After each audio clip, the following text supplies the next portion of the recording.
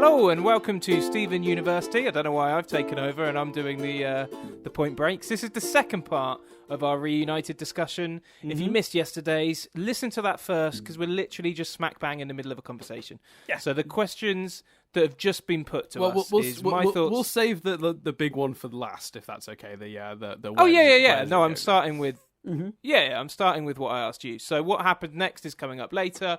What happened about Peridot and Lapis getting poofed? My thoughts on that. But the question we should begin with in this second part is Dan, Rose's sword getting shattered. I thought it was an interesting touch because obviously we know it didn't shatter her. So it's an interesting revenge plot, and I'm intrigued as to what it means going forward because obviously it's a big part of Connie's battle ready state, and we saw her fighting without it, but still I thought it was an interesting choice to smash the sword. What did you think? I was really pleased with that choice because first of all, the moment you go, oh, not the sword, it's like it feels like you've lost a part of the show's mythology. It's like it was gut wrenching. It was a little bit like when Harry's wand breaks in the final Harry Potter book, you know, spoilers, or when Hedwig dies.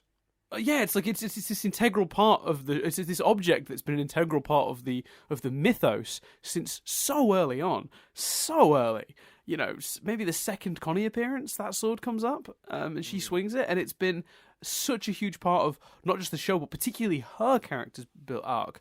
But then I thought it through, and then I had a really pleasing thought, which is... I think I know what your pleasing thought is. Which is, that sword represents Rose, and a different era, and a person unsure of how to end the conflict, and getting desperate and making choices that are questionable and doing desperate things. I think Connie will have her own sword forged now that represents this by Bismuth, that represents this new version and moving on from the mistakes and the choices of Rose Quartz and unifying under Stephen, who, let's be honest now, is really the leader of the Crystal Gems as of, I think, this episode. I think this is the torch being passed on. I think Bismuth hit it on the head in the last episode. They set it up perfectly, and this is the galvanization. He was leading in this episode.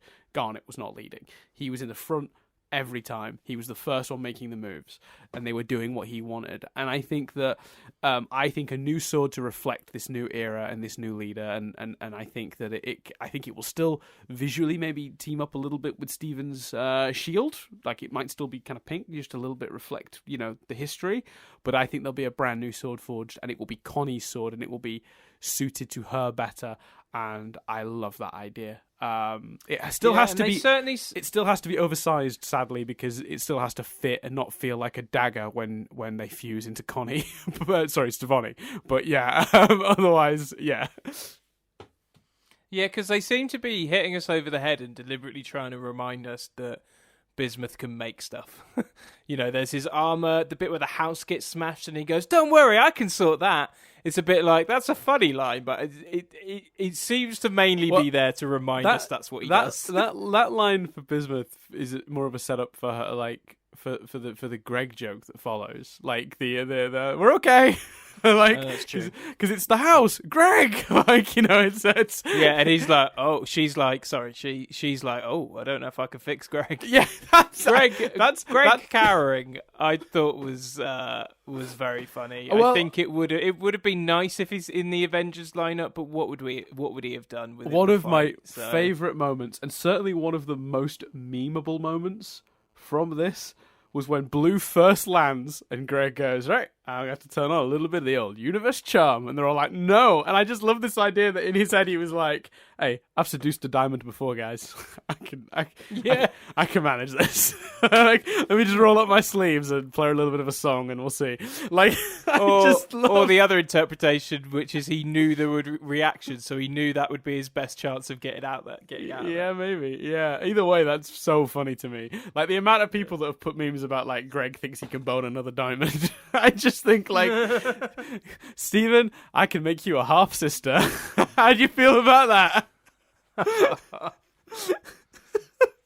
Like, no, I just then like if like because I know, that's super weird and incestuous because obviously Diamond, Blue, and Pink were related. But I just like it's just been a funny little joke that people have been enjoying since that line. Because I think like it's not intended to be like weird and icky, and like it's just meant to be like, I can charm my way out of this one.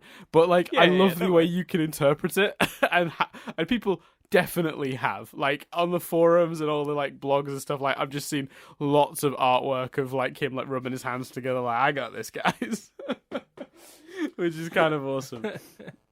So go on. Then Yellow. So no, Connie in general, I just thought she was awesome. Like her, when all the other gems are affected by the crying stuff, so she's like, right, my turn. She calls Lion. It was epic. Like, I thought she did a brilliant, valiant job, and I loved that it was her comforting Steven. And when he's just like, I assume it's some sort of spirit ghost scenario, and she's just like, oh, okay.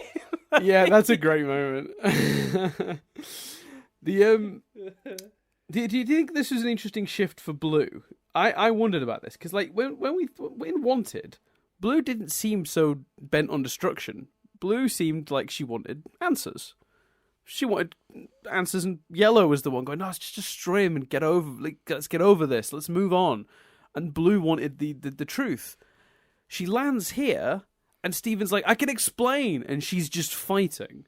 And I just think no, because I think they cover that in her thoughts when he is the spirit ghost, because she's like, no matter what I do, I could destroy this whole planet, and I'd still only want to see you. You get the feeling in the spirit ghost stuff that Yellow is going, right, let's destroy the Earth. Let's try and... Yellow is the one who is...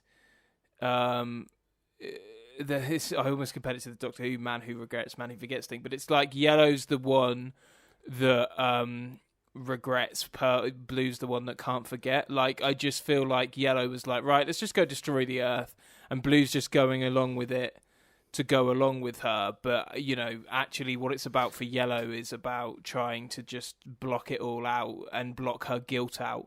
And what it's about for Blue is more longing to see her sister and missing her. So I think they cover that in the spirit ghost stuff. Yeah, so do you think it's like Yellow has basically finally convinced her that she might get some closure by destroying the Earth? And no, she's not, and she's gone, and she's still not sure that's true. Yeah, but I don't think she ever thought it would be true. I think she just she disagreed with another Diamond before, and look how that turned out. You know, I think she's just. But she gets there, and she's so angry and so bent on revenge. Do you not think that a part of her is? That's because I think she's met with, like, she's not expecting to be met by Steven, not expecting to be met by Garnet. Like, you know, she's suddenly got... And the sword, like, that's the sword that shattered my sister. Like, it's an angry reaction. It's, yeah, well, you killed my mum, you know, Iron Man and stuff. You know. It's weird how Iron Man gets no shit for that, yet Chris Pratt, Star-Lord, gets all the shit in the world for punching Thanos in the face when he killed his girlfriend. Yeah, it's a fuck-up, though, isn't it? Yeah, I know. And I know girlfriend is different to mum, but... I thought it was a very human reaction, but anyway. Yeah. What do... so you don't think that's like that out of character then? So you're basically saying that fits right in with your sort of... Because I just feel like she was so sure she wanted to understand that like... So the Blue from Wanted thought, or was under the impression that answers would make her feel better. So what's changed her mind from that? Why now is she like, I don't even want the answers anymore? But Earth's just a colony to her, a colony that she has visited since Pink died. I think she doesn't think there's answers on Earth. Right? Do you think she's given up on answers because she had the person responsible right in front of her and couldn't get a fucking single bit of sense out of it? No, so now she's given up. I don't think she's given up on answers. I just think she doesn't think the answers are on Earth. But she's got Steven, the person who did it, in front of her going, I can explain, finally showing an interest in that, and she just continues to fight. That's my question is, does that not seem slightly different to what her goal and desire was when we saw her previously?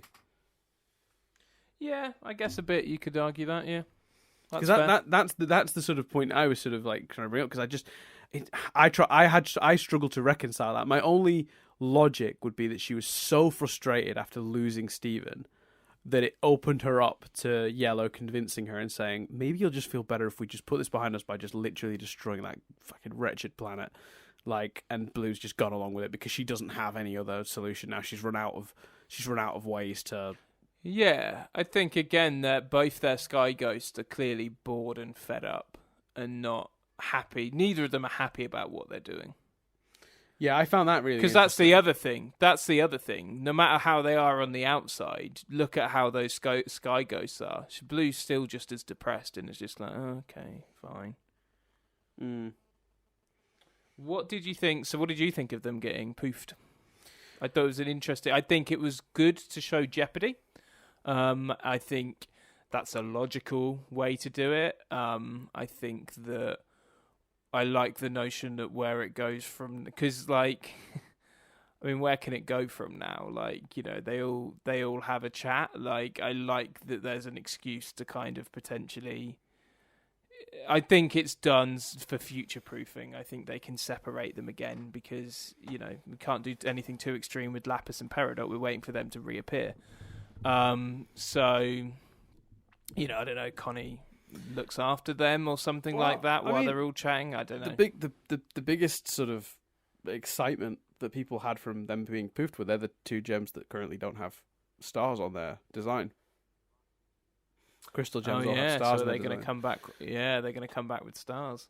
I mean, it's about freaking time for Peridot, and I feel like we're now at the point when Lapis certainly could use one too. I mean, she if she wasn't a crystal gem before, she bloody hell well is now. Do you know what I mean? It's you know. Yeah, I hadn't thought of that. I know we discussed it before, but I hadn't thought of that at the time. Yeah, let's get some stars on them, Dan. Yeah, I mean, it's a good opportunity. We talked in the past about me feeling like I needed Peridot to die heroically, doing good. She couldn't just fall on her head, poof, and then come back with a star. She needed to do something in the service of the crystal gems, and I think that's pretty damn good. Yeah, I mean, I think it's a bit of a middle ground actually with that, because she was doing something heroic, but fundamentally she was being foolish. She, you know, was cocky maybe, like, and it so fits. So I'm not moaning. Absolutely fits in the character, but for me, her getting poofed was more to highlight Yellow's power. No, push, gone. Like, it was to make Yellow threatening. Yeah. Do you think Yellow was sort of just saying that because it was the most hurtful thing she could say? Or do you think she legitimately doesn't remember that Peridot calling her a clod? I think if she thought about it, she could probably remember. But I think, yeah, I don't know, she remembered in that moment particularly.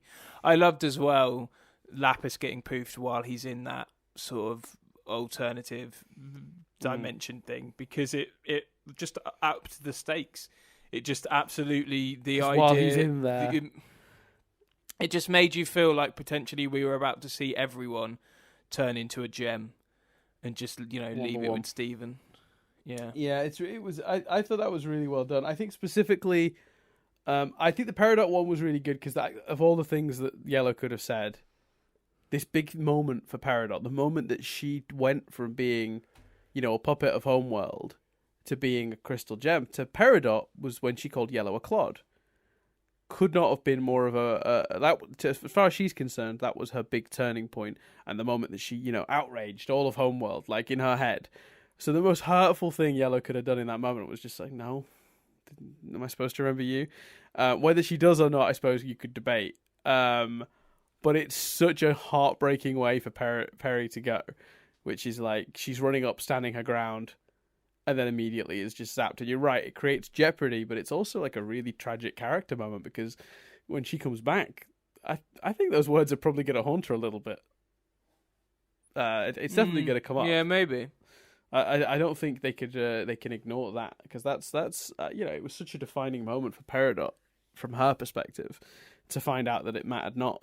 There must But be they didn't focus too much on her face, on her reaction to that. No, because she then immediately was poofed, like almost. But I'd have just thought if they were going to deal with that further, maybe you'd see a moment of sadness in Peridot's face. Yeah, maybe. And if they don't deal with it further, I suppose it's not the end of the world. But I would like for them to at least have a line or two somewhere where she thinks about that and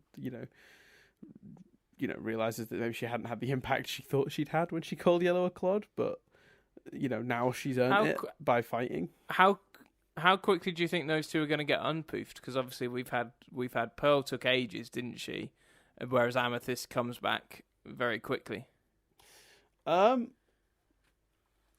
think the most logical thing is to leave it a good while, because I think the truthful answer to that is whatever the plot needs.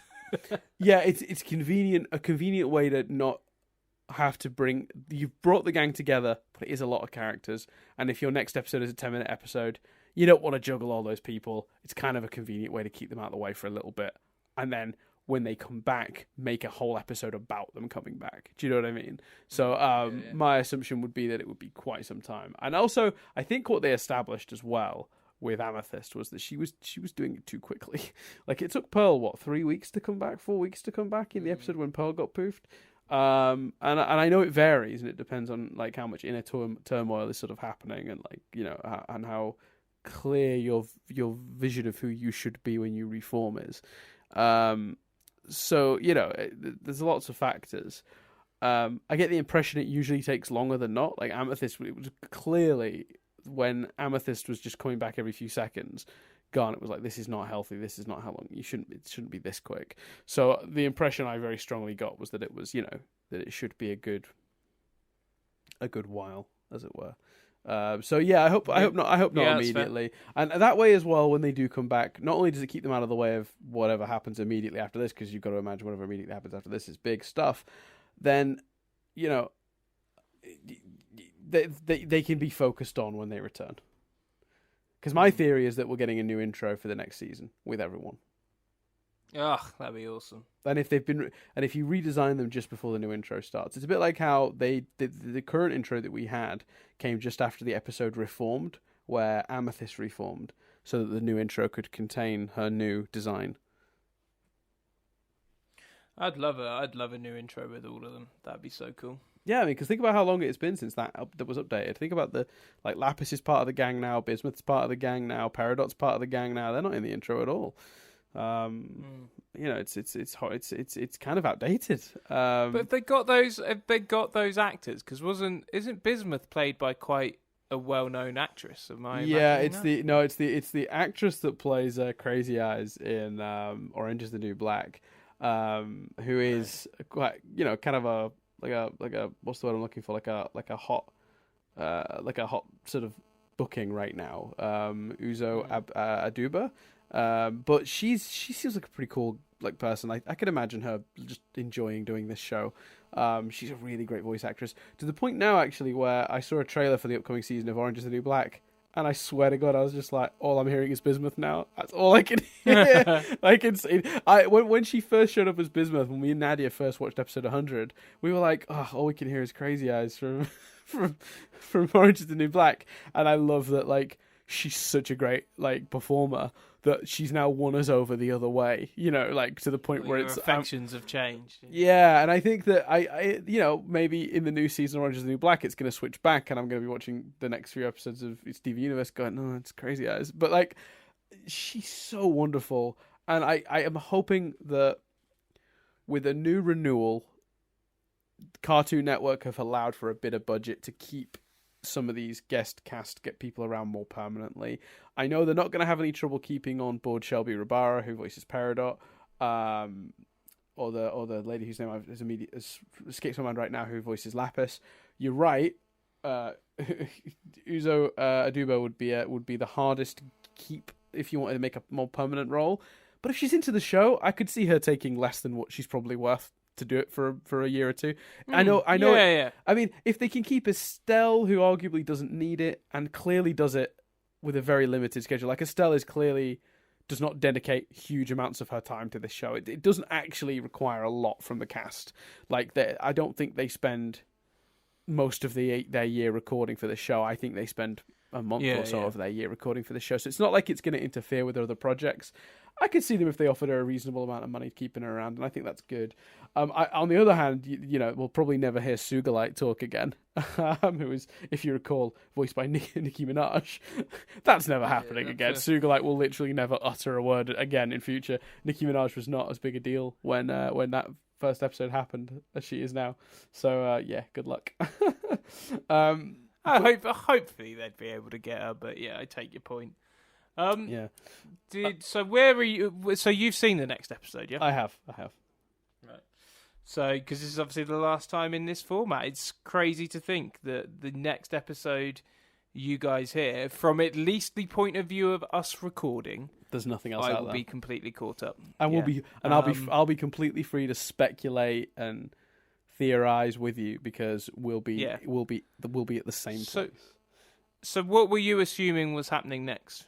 They released a small trailer, tiny trailer that basically showed the diamonds over Steven and him essentially blaming them for corrupting all the gems on Earth.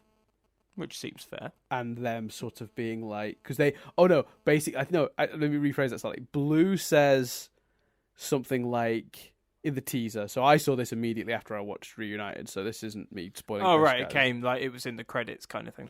It just after, so the credits finished, and then they were like, stick around this summer for more Steven Universe, and they played like a 10-15 second like clip, and it was Blue saying something about like, how did you even survive on Earth, Pink? We destroyed all the gems on Earth. He's like, you didn't quite destroy them, or something like that, and he's like, you've got to fix them.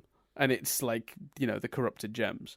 That was sort of the little tease they gave us. So was it the dude that he tried to heal, Centipede or whatever it is, that he tried to, It looked like that's kind of what I was assuming. Yeah, it looked. I remember in the trailer, the location seemed to be the ship with Centipede was in it that they moved to. So yeah, there's a lot like. There's a lot of potential for like where it could go next. Where it goes beyond that, the show is at a real pivot point now. This episode is both brilliant and problematic, if I'm being honest, because the threat of the diamonds coming and the cluster have been looming since season 1. Now it's happened, and they know Steven's pink and therefore might not necessarily continue to be hostile. It's hard to say. Diamond. It's all about White Diamond. Yeah, do you think? Like, I couldn't decide. Yeah. Like, does it become about uncorrupted? You think it's White Diamond? Yeah, I think that's reasonable. Yeah. I think White Diamond, and how exciting is that? The villain for 5 years is. Imagine if we get some indication, like someone says something about White Diamond, and Yellow and Blue look like they're gonna diamond shit themselves, and you just think, wow. Our villains for 5 years are scared of someone. Yeah. How bad must they be? That's, I think, what you do. I think, and you know what? And we can only judge this after it. And I was thinking about this the other day. There's still stuff I want. I still kind of want, I want to see Amethyst getting out. I want to see those early days with Amethyst. There's, whilst we've got the whole story, I kind of want to see more of the decision to have Steven, Rose saying goodbye to everyone, the logistics. Yeah, I want to see him make love. No, I'm joking. I a little bit of the old universe charm. Yeah, exactly. Step back, guys. I'll seduce the diamond. I want to see Pearl and Mystery Girl desperately.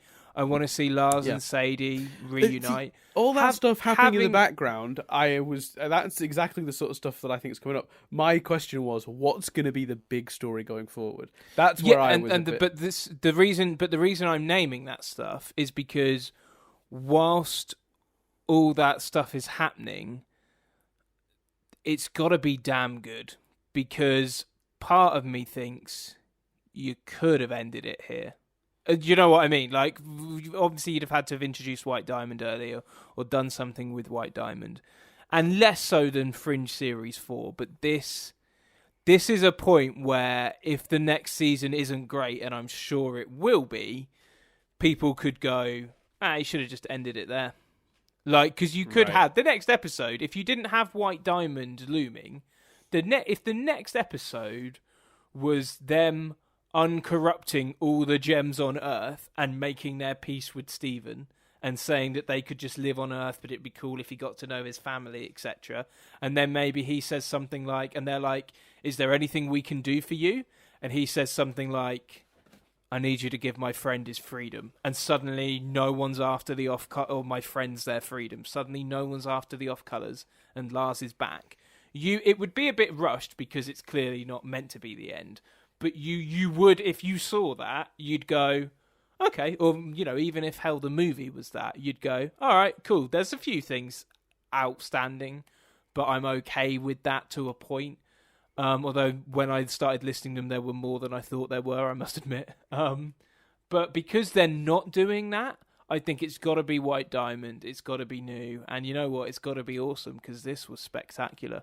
So how do you top this? That's exactly it as well. This is so absurdly good that I did honestly think to myself the other day, well, if this isn't the end of the season, if the season doesn't end here, how do you end the season?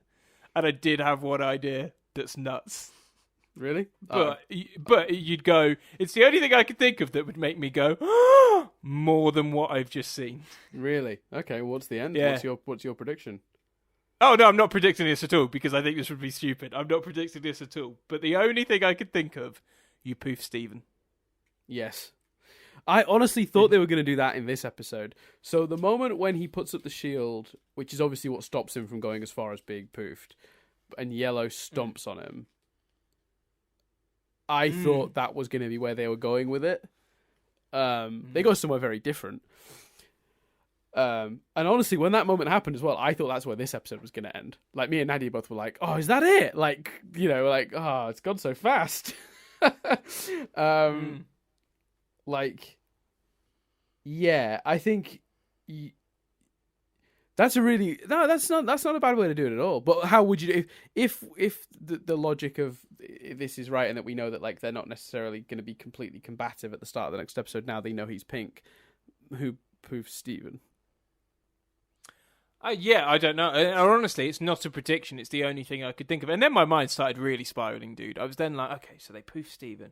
And what happens next? Well, Rose, maybe like you just suddenly hear this voice go, "What have you done to my friend?" And Lars is there with the off colors. And then what happens? And it got a bit nuts. And then I was like, "How do you?" Because unpoofing Steven it has to, to me at least, would have to somehow include Greg because he is fundamentally half human. So I mean, I don't suppose know.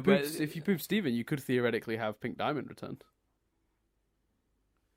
Yeah, but what happens to the human part of him is my big like confusion with poofing Steven, and that's why I don't know if I'd do it. But it would get people talking. It's the thing. Yeah, it's the only thing I could think of. Like, or you do White appears, and it becomes clear that it's all out war between Blue, Yellow. But Crystal Gems what do you think and White's issue is then? Like because what's White's investment in any of this? Like from just theoretically, like what do you think White's? Because it made so Blue and Yellow's issue was that they thought the gang on Earth had killed Pink. Now we know that's not true. What's White's conflict? What's White's issue with the crystal gems to cause a White to be in contention with them? Well, maybe it's not the crystal gems. Maybe it's the diamonds. So if you kind of you have that head analogy we were talking about, head, the top part, the head of the family, as it were. If she's like the mother figure, because that's what I also really liked. Like I loved the "we're family" line, but it felt like Blue and Yellow were the sisters. Like, so say you follow that through and say White's the mum, maybe she's just pissed off with her kids pissing about. She's just the tearaway kids, the fucking having colonies and blowing them up and not blowing them up, and why aren't my kids in line? Right. Maybe. Yeah. There's a few other quick bits I want to talk about before we get to the Trev, Chris. Mm-hmm. First of all, did you think they did enough with the townspeople? Yeah, I think we touched upon the difficulties of that last episode. I think they did, given the amount of time they had. I think you could have done it without them, but the fact that they were essentially there to emphasize the love message and to emphasize this notion that the town is, a part of their lives and they're a part of the town's lives. I would like to see in the future either a bit more of their plan or maybe the town people somehow joining in on the fight. Mm-hmm. I don't think we got our moment with the townspeople, but I think not having them there and not having that notion of love bringing people together would have been worse. Right. Although, interestingly, I don't think I'd have thought, why weren't the town people there if they didn't have them? But they set up the Nana having a plan thing, and this is a chance for Nana to use her plan. Yeah, and she got that. We saw her on the Nana Foire on the Nana phone, exactly, telling people to get to their hiding places. Would have been clunky if the diamonds had come down and like she's ringing Stephen. It would have been too clunky. They did have that great shot of like Ronaldo in his armor, which, by the way, another moment we didn't talk about from the wedding, which is Ronaldo and Bismuth both in armor. Ronaldo chatting away and Bismuth looking completely bemused. It's a great shot. Yeah, that was very funny. I did. The Ronaldo. Oh no, he was pulled back, wasn't he? Yeah, who was he pulled back with? Was it sour cream? I can't remember who pulled him back, but he was running towards the cluster, sword drawn, plastic presumably. Yeah. So, or maybe it's not plastic. Didn't he establish that he got that sort of like a convention, but it is really genuinely dangerous or something? I'm not sure, but he was like running to try and slice at the thingy with it. I thought that was really awesome. You could do an interesting Bismuth adopts Ronaldo and tries to build him into a genuine warrior thing. You could. I mean, as you've done the Lars stuff, Well, and Connie too. How many of the townspeople are we going to turn into warriors before it's like too many? Yeah. What other questions you got? I just wanted to point out the line from Blue, which I thought was just spectacular, which is, does every gem who comes in contact with this planet turn traitor? That line stuck out so much to me. Yeah, it's really nice. I thought it was great, like really powerful. And also, like if she does sort of become softer to Steven now she knows he's pink, like maybe she's going the same way. Like that crossed my mind. She's now made contact with the planet, landed on the beach. Is she going the same way? I thought that was really interesting. Obviously you got your Avengers lineup. You sort of got two of them, really. Did they meet your expectations? Were they as good as you hoped? Yes, I'm glad we got the one. My favourite one was the one where not the side lineup, but the front lineup. Because obviously with the side one, Lapis was at the front, so she wasn't in it, but then she'd rejoined them. So I like anything which had them all in it. Was awesome. There's the one with the beach house in the background. Yes, yeah. That's the one. Yeah, it's a great shot. The other little notes, I had two more quick ones, things I want to talk about, and then we'll get to the triv. Bismuth gave them all weapon attachments in her episode, Bismuth, back in 100. And, 99. It's a whole thing. And we've seen them sparingly since then. We've seen Amethyst use hers the most, I think, which is the whip with the 3 prongs on. But you may have noticed, Chris, that Pearl had the extra spire on her thingy, and Garnet had her extra gauntlets on that Bismuth built for them. I thought it was a nice touch to kind of imply that because Bismuth turned on Steven, they'd been a bit reluctant to use them. Except Amethyst who didn't really have a horse in that fight. Yeah, you definitely could look at. I mean, you could simply look at it as there was never a fight worthy of needing such extreme measures, and now they've chosen to use them. If you want, but the way I've chosen to look at it and prefer to look at it is that they couldn't quite bring themselves to use the gifts they got from Bismuth. That is far more interesting to me. Yeah, I agree. And a nice touch for the designers to like remember those attachments this week of all weeks. Yeah, definitely. And it just helped make the battle feel epic. And then the final thing I want to talk to you about, Chris, or just sort of mention, just to give it credit, because I thought that was a really cool moment, the weapon thing, so I wanted to bring it up. But the other little thing was the Steven inspiring everybody notion during the battle. like when he was in his ghost form. Oh, beautiful. Yeah, we haven't talked about that yet, but he inspires all of them in a different way. And I just thought that was such nice writing. And I love that all of the things they were thinking fit their characters so well. Yeah, like... I loved Pearls. I do it for her. I do it for him. And Amethyst just being like, don't get poofed. Yeah, but then he goes, that's the most powerful. Pearls is my favourite because it's, do it for her, do it for him. And then he goes, well, do it for yourself. And she's like, I do it for don't me. Forget about yourself, Pearl. Yeah, that's it. Don't forget about yourself, Pearl. And I do it for me. It's like, it's beautifully done. Like, I can't think of a show as clever as this in terms of just like, it's the middle of a big battle and we're stopping to do some character work. But so subtly, you wouldn't even Why notice are they fighting? No, you wouldn't. Like, not unless you happen to do a podcast about it where you're forced to analyze almost every frame. But legitimately, it's incredible, really good stuff. I just think stunning. Particularly Pearl's one really hit me. Bismuth's was just you can do it, like, because obviously we know less about Bismuth, we're less attached to Bismuth, but it doesn't take away from... No, I don't agree actually, because I think for Bismuth it was about he says I've just got my friends back. I've just got all my friends back, which is a lovely notion. You know what, you're right actually. We do get something out of it. Yeah, so okay. Win victory all round then. Should we do quickly I say quickly, there's a fair bit, but should we go through the triv? Yeah, hit me with the triv.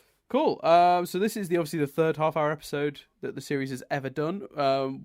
Very quickly, so of the three, Gem Harvest, Bismuth, and this one, I know this is obviously this is the superior episode, but in terms of using the 20-minute format, do you think?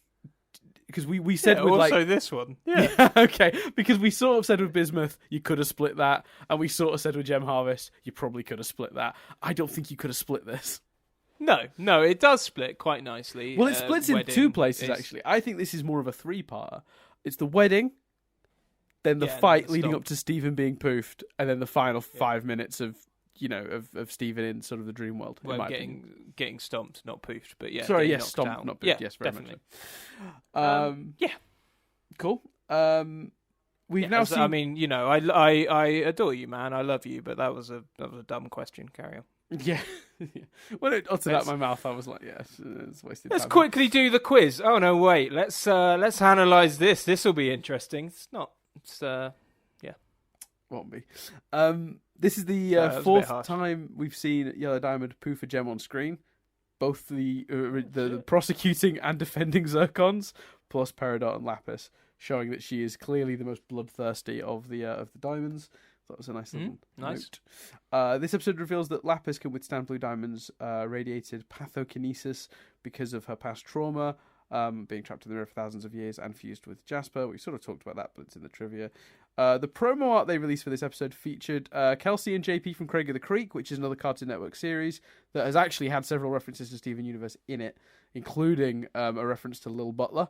Like in one of the episodes of Craig of the Creek, I think the main character, Craig, is singing the Little Butler theme. So they used awesome. Craig of the Creek art to promote this episode, which I thought was really cool. This one's interesting. So the wedding takes place 8 months after Stephen's birthday, which means the wedding takes place in April, which is the birthstone for anyone born in April is a diamond. Nice, great triv. That's good triv, right? That's good triv. Yeah. I like that one. Considering this episode only had a couple of weeks ago, people have put that together already. That's awesome. This also actually separately means that the entirety of the events of the past 3 seasons have only taken place over the course of 8 months in universe. Blimey. Yeah, it feels like more, but yeah. So 3 seasons worth. So since the end of season 2, I guess it's all happened in 8 months. Cool. This is the only episode where a fusion involving Garnet unfuses due to stability, but does not show Ruby and Sapphire's silhouettes. So they fuse Alexandrite in this episode, which we haven't even talked... Jesus Christ, Alexandrite was in this episode, Chris, and we haven't even mentioned it. Yeah, she wasn't in it for long, to be fair. True, but fucking hell, how do you, like... them Yeah, all you fused do. together, and we were just like, Yeah. we never even, like, there's so much going on, we didn't even think of that. Like, that's nuts. Yeah, I So- like that they did that and didn't give us like a new fusion, including bismuth or something. I like that they didn't kind of complicate it. They just made it the one we already knew. There were a lot of rumours prior to this episode that we would get green diamond in this episode, which would be yellow and blue fused together. Oh wow, that'd be cool. It would be cool. Didn't happen. I think green diamond is problematic as a premise because, like, I don't know. You have Emerald, who's out there, who's green, not at diamond level, but I don't know. The idea of diamonds, Yeah, that's fair. and also the diamonds feel so sort of like, oh, we're so powerful, we don't need that. Like, I feel like they would be above fusing. I feel like I think that's fair. fusing would have to be a real desperate last maneuver for a diamond. I don't think they would do that unless they were really threatened. So yeah, and I think it would weaken them slightly to have them need to fuse. Do you know what I mean? Yeah, I agree. Yeah. No, I think they're threatening enough on their own. But yeah, when Alexandrite defused, you saw the shape of garnet in the the silhouettes that came out of that. Usually you see ruby and sapphire. That's cool. That's a nice notion. Well, yeah, like they're so permanently garnet now. Maybe like they're so strong and together as garnet that they didn't defuse that far. Yeah, I thought so. It's either an intentional touch like that or it's just a bit of an animation gaff. But either way, I'm cool with it. Yeah. This is the first episode we've ever seen blue and yellow without their respective pearls. Where do you think their pearls were? I don't know. In the ship, steering. Mm-hmm. Yeah, maybe. Yeah. It's fair. That's my only assumption. Yeah. The episode's title refers to the reuniting of several characters. Ruby and Sapphire reuniting as Garnet, Lapis and Peridot reuniting, and the reuniting of the other diamonds with Pink. In brackets, Steve. That's nice. I hadn't thought about that. That's a good touch. Yeah, it works on multiple levels. The last few titles have been really clever. I thought Maid of Honor was a genius title, especially once I'd seen the episode. Same. And I what was the other one that was really good? I thought Now We're Only Falling Apart's a great title. A Single Pale Rose. Single Pale Rose is a genius title. We're in a really good run of titles, Chris. And episodes, but titles also. The flowers in Ruby's hair are hydrangeas. They're actually based on flowers that a friend of Rebecca Sugar's wore at her wedding. So Rebecca Sugar attended a wedding of a friend of hers. Oh, that's sweet. That's a nice touch. And apparently they were added later on. Like, so Rebecca Sugar, the day after this episode aired, put up the original sketch they did like 2 years ago. And apparently, by the way, they've been talking about this wedding since like season 1. It was just building towards that the whole time, which is nuts. So she obviously went to a wedding and saw the things. She put original art on her Instagram. And then on Instagram you can add multiple pictures to one post now. Yeah. There was one of Ruby in the dress, and when you scoot over one, it was Ruby in the dress, but they'd added the flower, and it was like, several months later we added the flower. So I thought that was a really nice touch. Oh, that's nice. That's a really sweet touch. Yeah. Let's have a look. Oh, when Yellow Diamond is thinking to herself, she's saying, I knew Pink couldn't handle a colony, but I gave in, and now I'm to blame for her fate. This implies that maybe it was Yellow who granted Pink Diamond the Earth, and it may have previously been a colony she was intending to run. Oh, I hadn't thought about her intending to run it, but I did like that dialogue and what it kind of suggested for her part in things. Yeah, she certainly feels responsible. So she obviously at some point was like, fine, you can have a colony. Yeah, I agree. I don't think it necessarily suggests that it was going to be hers or something, but I certainly they stumbled across the Earth, saw it had potential, and it was very likely Yellow Diamond that was like, give Pink a chance. So, the giving in may very well have been due to the conversation that Pink had pressuring Yellow Diamond in the sort of tantrum we saw in Jungle Moon as well, which I think is another like little nod to a previous episode. The credits to this song have the Love Like You end credits song, but it's been changed. Rebecca Sugar is now singing it a lot slower. You might have noticed. I did notice something was different about it, but I couldn't pinpoint what. Yeah, it's like they've paced it down a few steps. It gives it a slightly eerier feeling. It's pretty cool. Cool. While preparing for the wedding, Sapphire and Ruby cover their eyes around each other. This is actually a common superstition that bad luck will come if the bride is seen by her fiancé before the wedding. I thought that was adorable. Yep, I thought that was very cute. I think everything about Ruby and Sapphire at the beginning of this episode was cute. Like when they, like the fact they were both like nervous and like no using your future vision. Like it's just so sweet. Love it.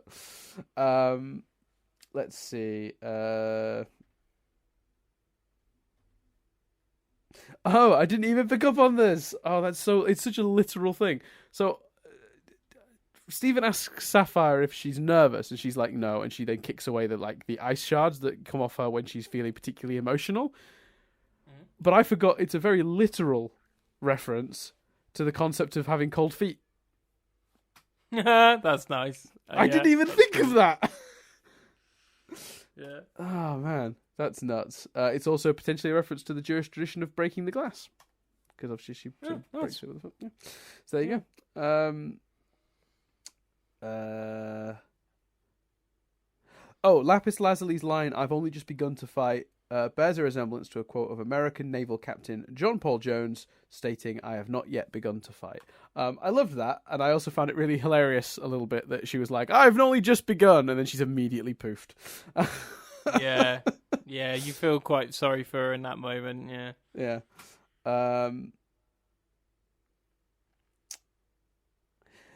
This one's a bit of another one of just like the Crewniverse just love anime. We can just put this. You know how we had for a little bit a section of trivia that was just called "Cars Exist."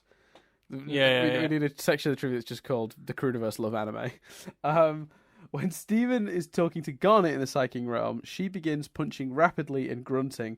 This is most likely reference to Star Platinum's famous Aura attack from JoJo's Bizarre Adventure. Her grunting sounds like that particular quote. So there you go. Cool. Crewniverse loves anime. Yeah. Steven is seen shaving in this episode. He is using the razor Garnet gave him in 3 gems and a baby in the flashback. Oh, so he's had gorgeous. That for many years.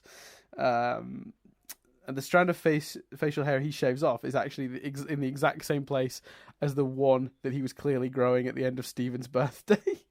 That's also very good continuity. That's amazing. That's brilliant. Yeah, it's great. Steven's rallying cry of "This is our home, our planet, our friends and family. We are the Crystal Gems" echoes the line from The Return when he says, "But this is my home, and you're all my family, and I'm a Crystal Gem too." So that's kind of nice. Little reference to previous episode. We've talked about Pearl doing the "Do It For Him, Do It For Her," which is obviously a reference to the song "Do It For Her." We won't go too much into that.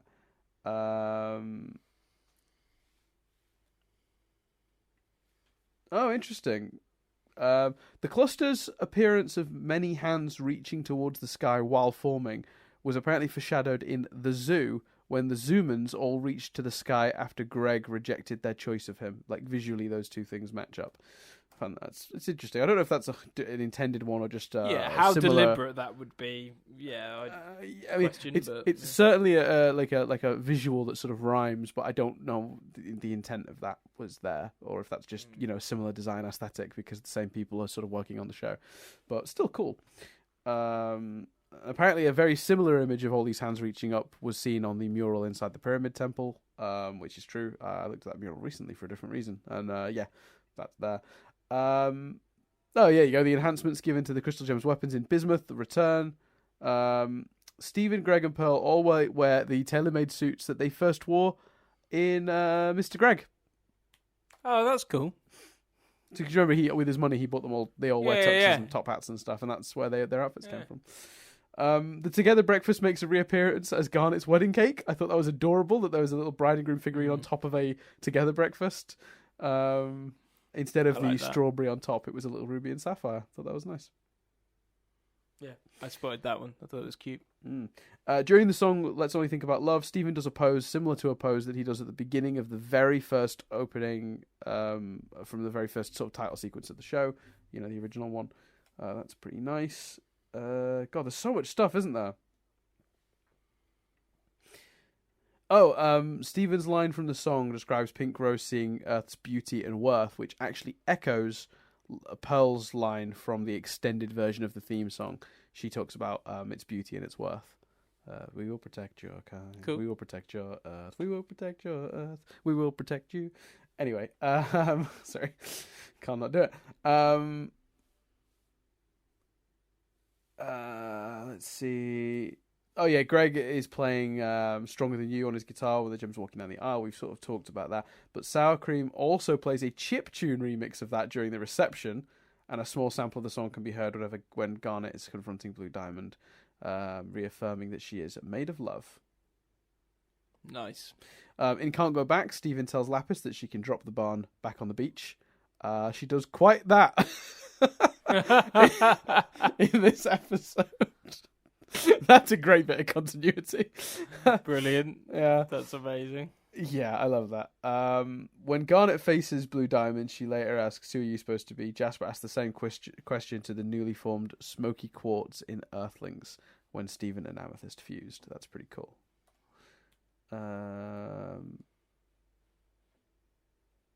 Okay, interesting. So, Greg's attempt to use the old universe charm on Blue Diamond when she first appears is a callback to Steven's dream when Greg was able to console Blue Diamond over the supposed shattering of Pink Diamond.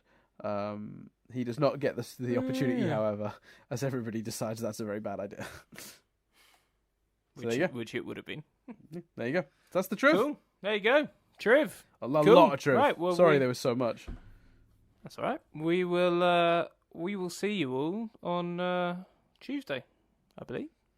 Yeah. Do you want to hear the name of the next episode, Chris? Go on. So the next episode is called Legs From Here to Homeworld. Ooh. It's a leg spaceship, Dan. It's been speculated. It's gotta be exciting. Well, we will hit you guys up with that on Tuesday. And then beyond that, if there's an episode, potentially an episode, as discussed. If there's not, we might take a week break or so. Yeah, I guess. And then we'll be coming at you with I guess episodes will be Tuesdays going forward. We'd go back to 2 a week if there were new episodes. But I think while we're in hiatus mode, it's just 1 a week. Probably around a similar length as these have been, dealing with various things. We've had so many great ideas and suggestions as well from people of stuff we can do in the hiatus. So yeah, we're keen to keep it about SU for a few weeks. So we will be doing the Over the Garden Hedge show. We will be doing Over the Garden Wall. Over the Garden Wall. That's it. We will be doing Honey I Shrunk the Podcast. But I've been correct. Chat for a while. I've been corrected on this 3 times now. It's Honey We Shrunk Steven University. Yep, that's what I was. And we know people. We know people are really excited about that. We just wanted to do some SU chat first, and then we will get to that. So yeah, we'll settle into like our normal hiatus stuff, build up maybe a couple episodes of Honey I Shrunk Steven University, and then we'll maybe do that as a bomb 1 week. Yeah, and we'll actually do that as an unannounced bomb as well. It will just suddenly be there. So I think that'd be awesome. Quite funny. Yeah, there you go. Cool. So we'll see you Tuesday. Yeah, we will see you Tuesday to so much going on. Steven Universe is ridiculous right now. This show is on a mile a minute. What happened, Chris? I can't keep up with it now. It caught up when we caught up. But not just that, but like just the pace of the show right now. The way it's ramping up is just crazy. Nuts. Like, can you? If I'd have described these episodes to you like a week ago, you'd have been like, "No, surely not." I'd have been like, "What are the diamonds?" Oh, a week ago. I thought you meant when we first started. Oh well, yeah, but even any time, like I mean, yeah, it's hard to believe the show's got onto this stuff. It's so good. Yeah. Anywho, thanks very much for listening, guys. As always, I've been Dan Doolan. I've been Chris Willingham, and we'll speak to you next week as we discuss Legs From Here to Homeworld.